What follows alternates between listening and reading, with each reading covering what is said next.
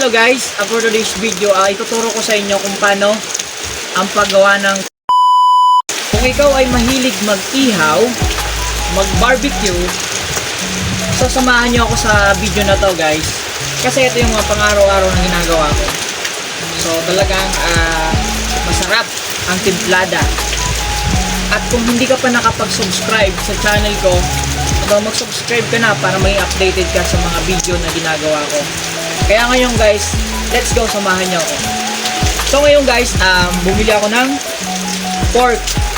1 kilong pork. At syempre, kapag bibili kayo ng pork, dapat pipiliin nyo yung laman.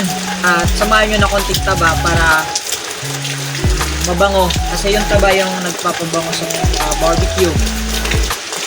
Kaya ngayon guys, ito, dapat slice nyo yung pork ng tamang slice, panipisin nyo lang.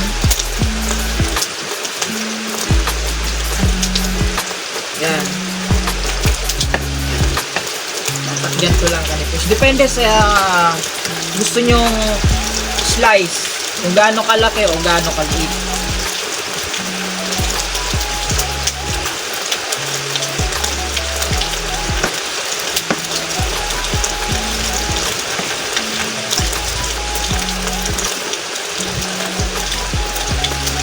Ako kasi guys, medyo tama lang yung slice ko kasi syempre binibenta ko at medyo mahal din yung pork ngayon, kaya tamang slice lang yung ginagawa.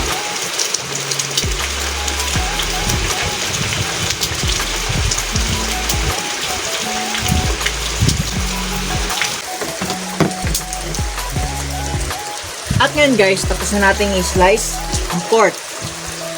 Ngayon guys, hugasan na natin ng maigi.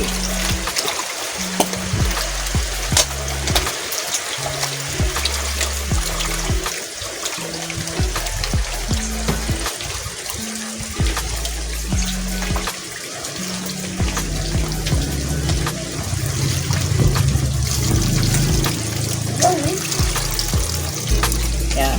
Hugasan natin ng 2 beses.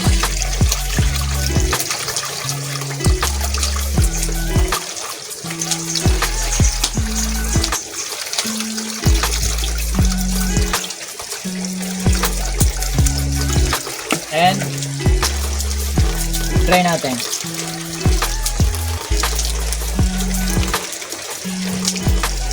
Ngayon, going to marinate na tayo. So ngayon guys, ito yung mga ingredients niya. Siyempre, kailangan natin ng Mamacita barbecue marinade. At siyempre, kalamansi, white soda or Sprite para lumambot yung karne, pork. So ngayon guys, lagyan na natin na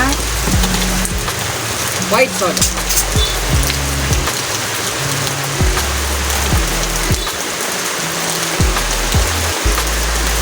Hindi ko sa sinubos yung isa kasi dami na. And lagyan natin ang black pepper. So, paminta. Tansay na lang ninyo guys.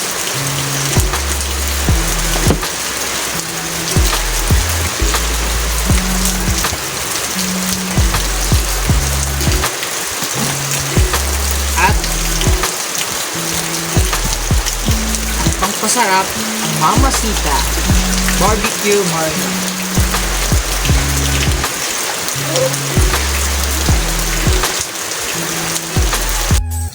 Siyempre, lagyan na natin ng kalamansi. Kasi mamarinate natin guys kahit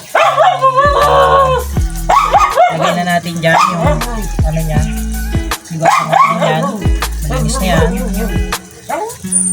And then, lagyan natin ng konting sili. Para tansado ang alat. At ketchup. Bahala na kayong mag-estimate ng ketchup. Hindi naman marami, hindi naman makonti. Tama lang. Ayan. And toyo. Konti lang guys, konting toyo lang. Estimate na ninyo, yan, ganyan lang. Hindi ko na ginawa ng measurement para mabilis. Ngayon, haluin na natin.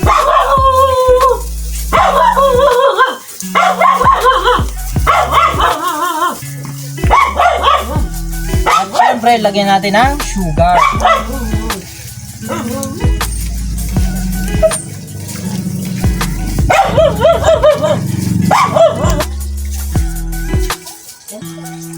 And asukal.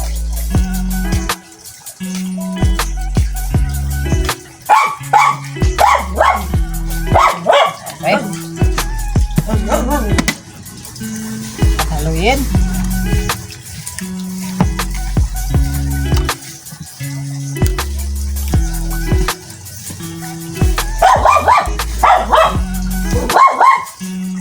And nasa inyo guys kung gusto niyo lagyan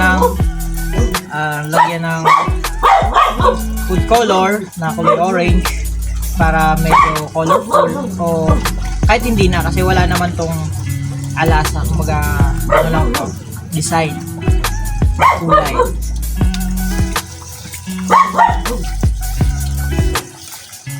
Yan.